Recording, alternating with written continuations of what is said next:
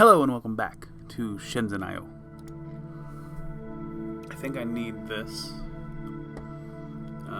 if we're doing the automated one, which I believe we are. So let's bring...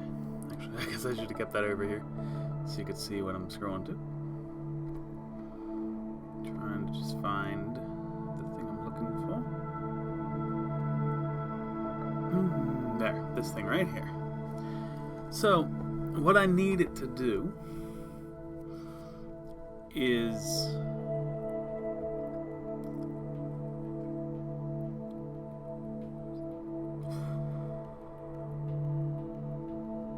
it's gonna receive a signal that's gonna give it an x coordinate and a y coordinate. And basically, if the coordinate, so let's say it's x23, y50, it needs to find x23, y50, and return a value of 0 in that case. Or if it was y,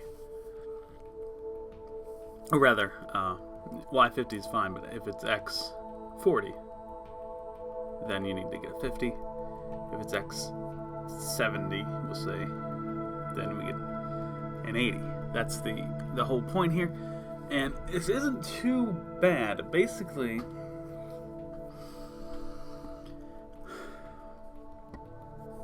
on either side of the square, we can just plus 50. So that's not hard.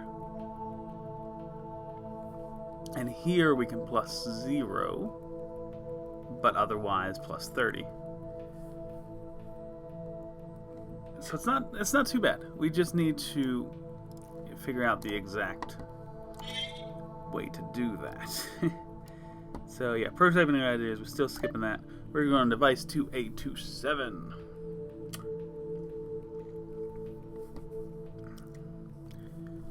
Besides 779, a decentralized autonomous corporation has determined that thorium mining operations can be optimized as much as 2.7% by creating a device with certain specifications. The specifications are included in this communique. Please create 50 of these devices and ship to 101 Jabejahu? No, that's no way. There's no way that's even close. Shiabak, Urumqi, Shenzhen. So this is Shimba.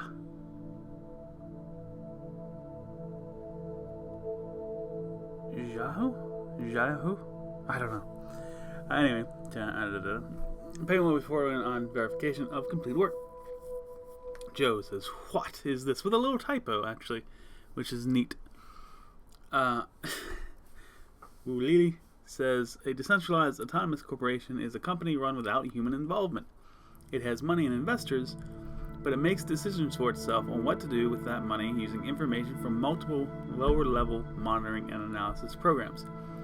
Some of my classmates were studying them when I was at Princeton, but lately the hype died down somewhat. I guess they're still offering now, some of them, but maybe even doing well." Sorry, I fucked that sentence way up. I guess there are some still operating now, maybe even doing well. Why don't we do the job for it and see what happens?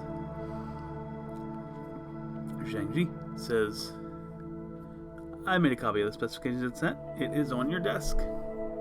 Bunk. Bunk. Alright, so we receive X and Y. We put out power. So this should really not be tough. We're going to need at least 2 chips because we don't have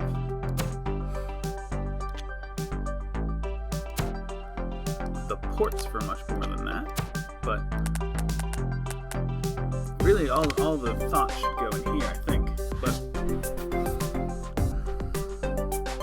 let's look at this. So they're giving us these and we need to output.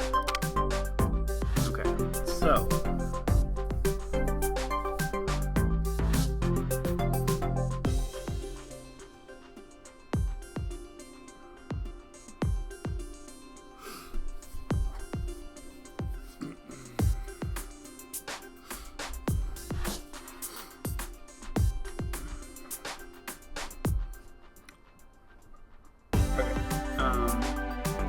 test if less than 20 P1.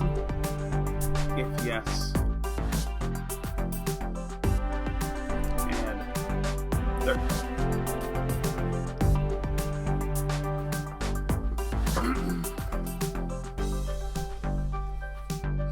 Test if greater than.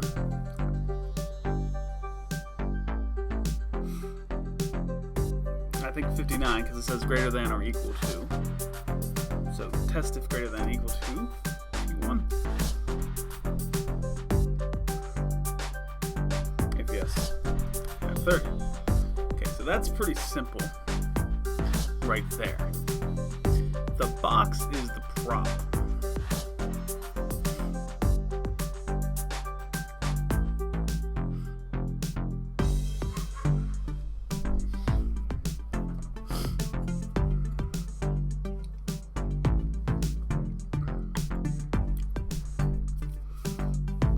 So, test if greater than. I think these are backwards. I think it's PI greater than 59. It's PI greater than or less than 20. I think those are backwards. So let's fix those. Test if PO is greater than 39.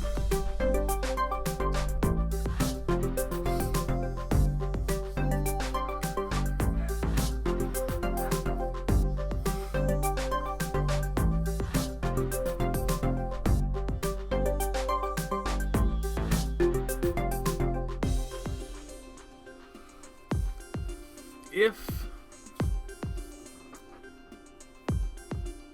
it is not, we don't care. If it is not, move accumulator to XO. Or X3 would be a little prettier. Let's do X3. And sleep.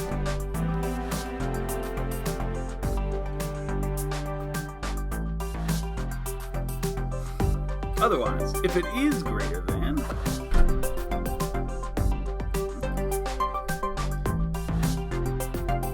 test if it's less than 81. PO 81.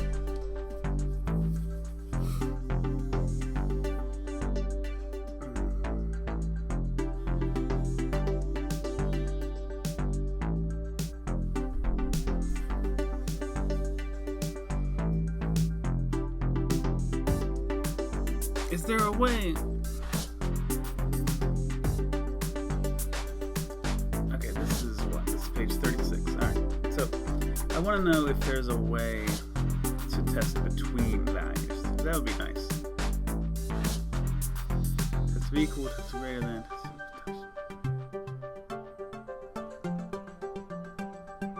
See, that's not. Comparable is not really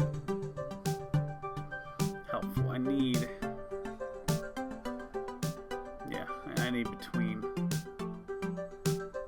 and I don't think I'd have that, so, alright, we're still doing this manual, alright,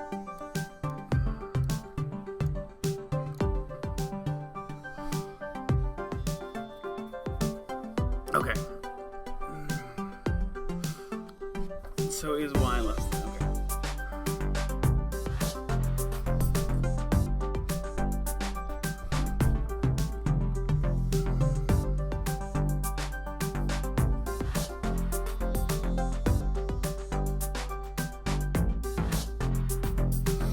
So I think let me click back. If yes, I think move E1 with data just to put a step in there, and then test.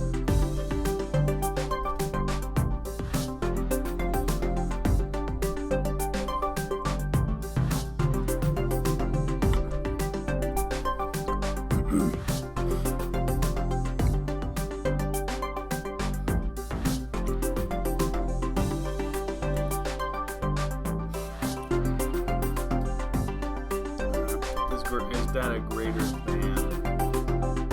39? This is actually wrong. That should have been about 60, let's say.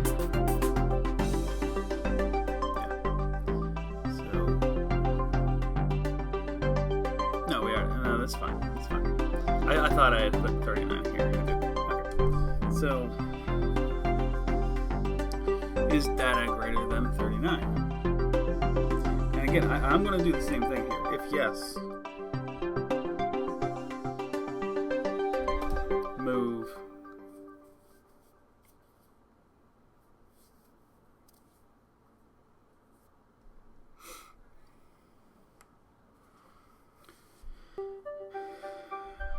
P1 to data again, and then tested data is less than P1.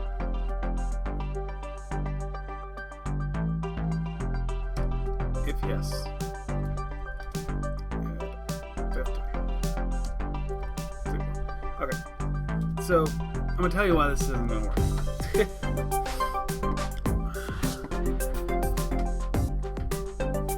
Okay, so let's put this here. First check. Is X less than 20? If it is,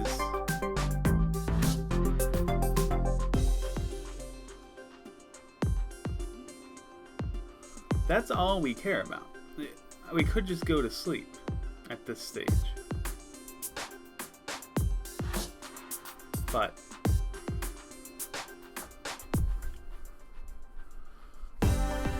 we won't.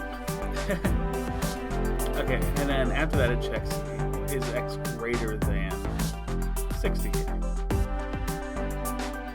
If it is, it adds 30 there. Okay, and then it looks, is Y above 39, which is the bottom course of this box. If it's not, then we just move the 30 out, if it's even there, or the 0, whatever it is, we just move that out, because it doesn't matter. The Y is not going to do anything. So just get rid of that. But if it is, if it's above this bottom ring of the box, then we look, is it greater than that? If it is,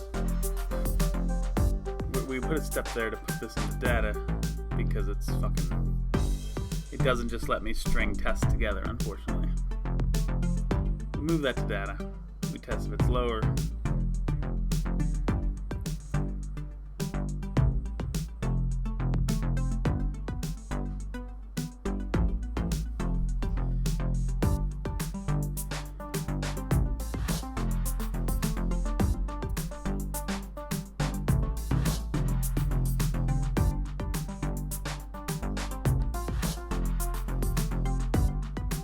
I don't think this is an awful. Can I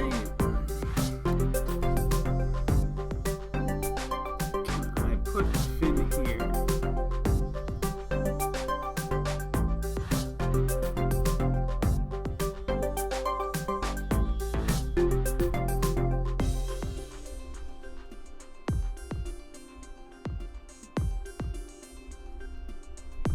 And how you jump fin? Like, does that work? I actually don't know that this is all that bad. It doesn't feel great. I don't feel fantastic about this design. But I don't know that it's actually as bad as I think it is. Okay, so I just want you to sleep until Zoe does something.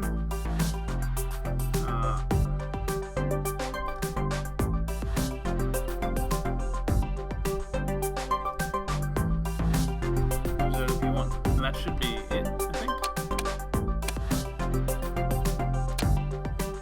Alright, what happened? Do that, you sleep one. Oh, you're not jumping back after sleep. Fuck.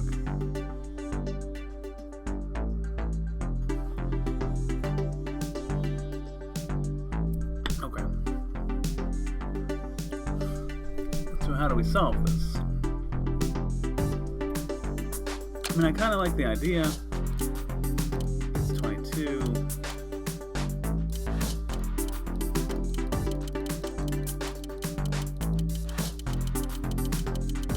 And it just keeps doing that. And jumping to fin, because they're negatives, it doesn't care about them. So yeah, this is code is all fucked. that code is all fucked. So,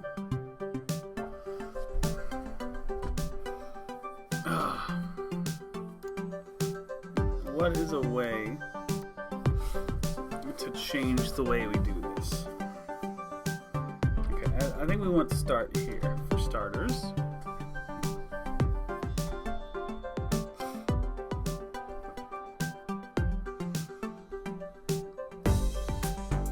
I don't know if we can do test comp.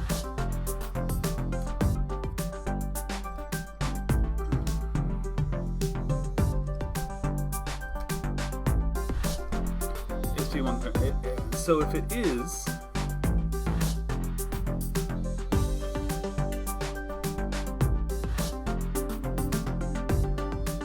well, if it's less than 20 and 30,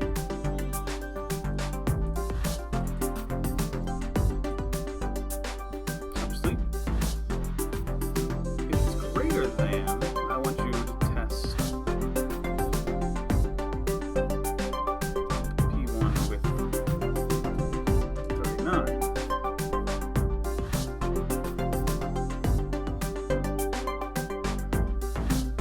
And then again, if it's greater than,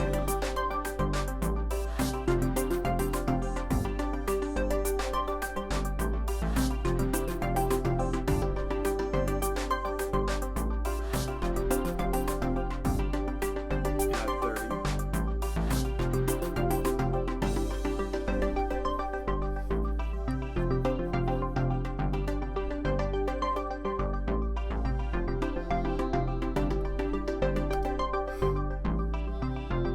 Test if Po is greater than 39.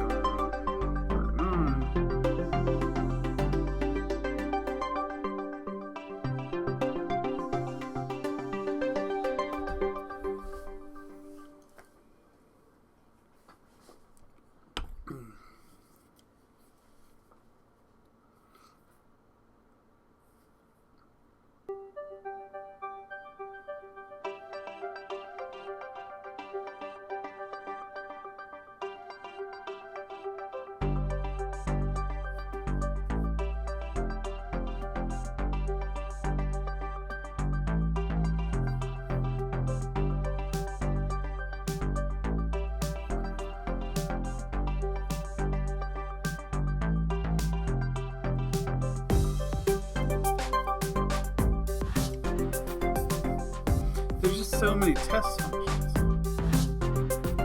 If yes, I mean, then I want to test if Po is less than 80. And then if yes,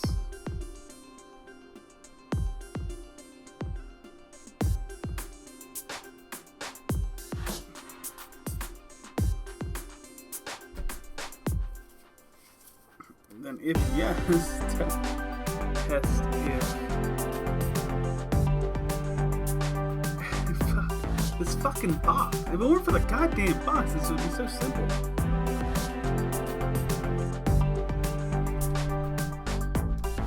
Then if yes, I want to test if you're greater than 39. Like, this is what I want to do. And then again, if yes, test less than. But I know it doesn't fucking work this way, and this fucking irritates me so much. Because I don't know why it doesn't work this way. And then finally, if yes, add 50. After all of that, move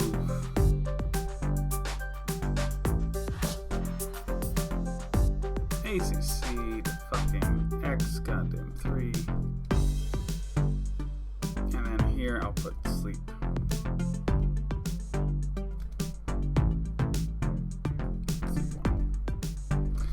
Alright, so tell me what happens. So you test that, it's 22. And again, let's look at this little. Oh, I don't think we can actually see it. It's not going to stay up, I don't think. That's a shame. But, alright, so 22 should be a 0. No matter what happens, this should end up being a 0. So it's less than 20. It's not. It's greater than 20. So now it tests.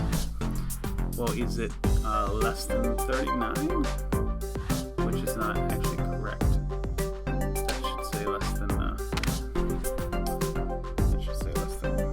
59, which is the mistake I was afraid I made last time, but I actually didn't. So 22, it is greater than 22. Is it less than 59?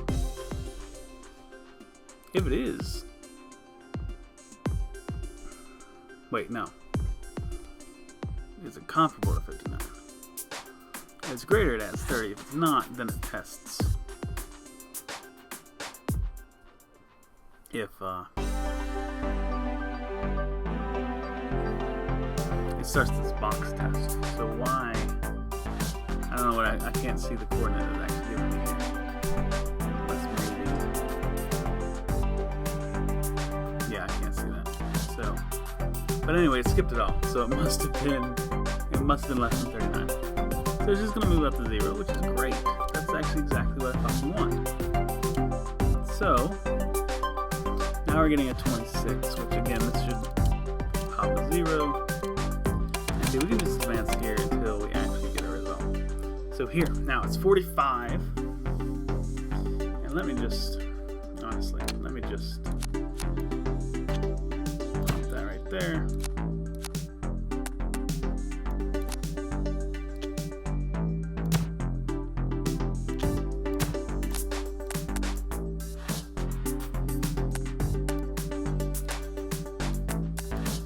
Alright.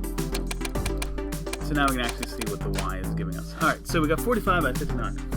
Looking at the chart, this should be 50. Looks like we should be getting a 50 from this. So, comparable to 20, it's going to be greater than, which is good. Then it's going to check whether it should add a 30 here. It should not. Now it's going to check. Okay, let's start checking the box. Now, this is greater than 39, so it should say yes. Is it less than 80? It should say yes. Is X greater than 39? Yes, it is. Is it less than 80? Yes, it is. So let's add 50. Okay, so that actually fucking works exactly like it should, which is neat. Does this test again? Ah. Oh, okay, hold up. Now this is just...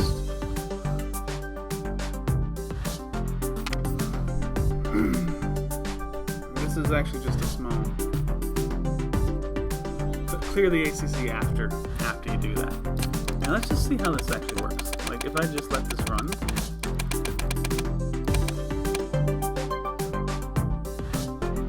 Wait. Okay, hold up. So it's actually working flawlessly. Oh, until this. What the fuck happened there?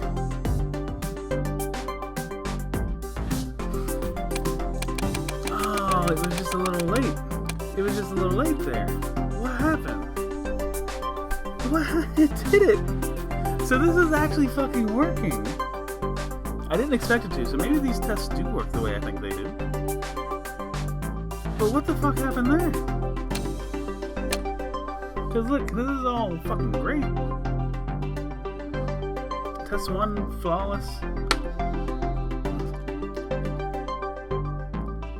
Actually, I'm pretty sure I know what happened here.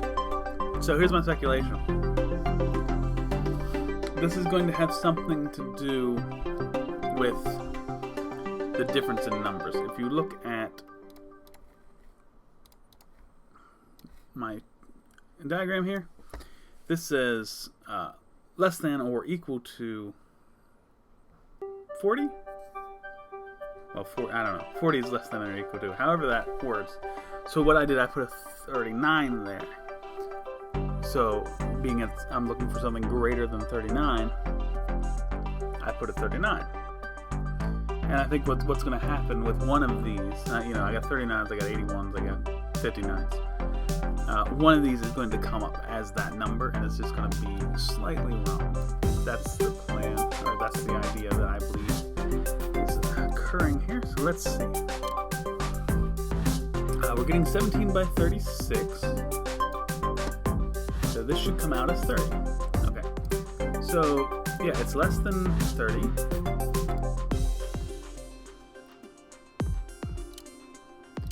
Jump to sleep. Oh, fuck. Okay. Well, that's simple enough. move that up here. That's fucking simple. Alright, we got it. So yeah, apparently I'm wrong about sequential tests and the way they work. I said that they don't work at all, but apparently they work just fine. So that'll be helpful in the future. But right now, yeah, we did this thing and actually pretty damn quick. I'm actually really proud of myself. And look at that power usage and lines of code. Looks like I fucking rocked it.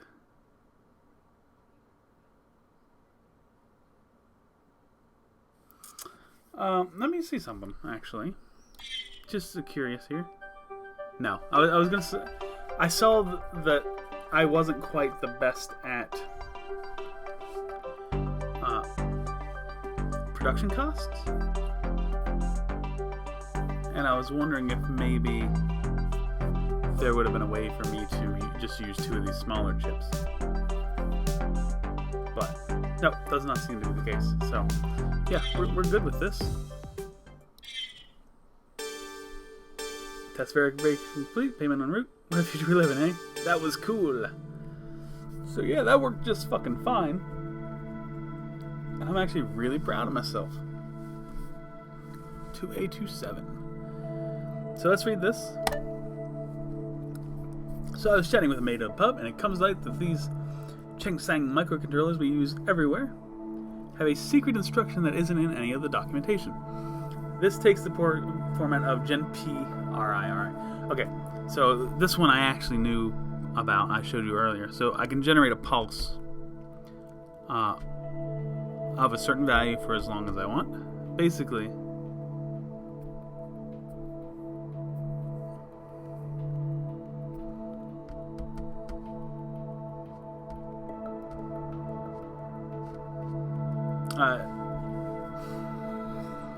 if I want it to send out 100 for however long, that's what the X stands for. So if I want to send out 100 for 4 and then 0 for 1, I would just say Gen P, which is generate pulse, 4, which is the uptime, and 1, which is the downtime.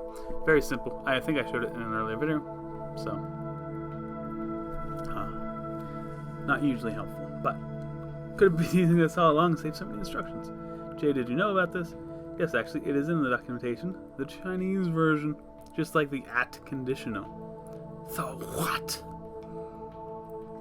Seems like many instructions are not translated. Putting an at symbol at the beginning of the instruction causes it to execute only once. So that's one, I don't know when exactly that would be useful.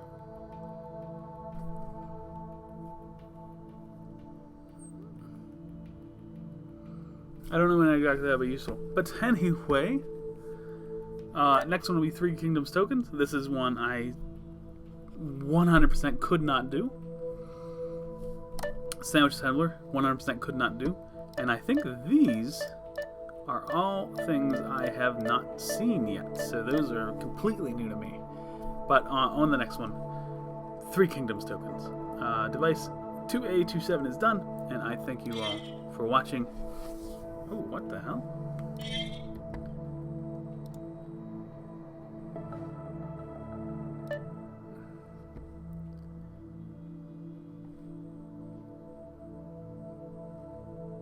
Alright, I don't know what the fuck. So let's just pretend that didn't happen. I'd never seen this little guy before, so I was trying to see what that was. Anyway, thank you all for watching this one. I will see you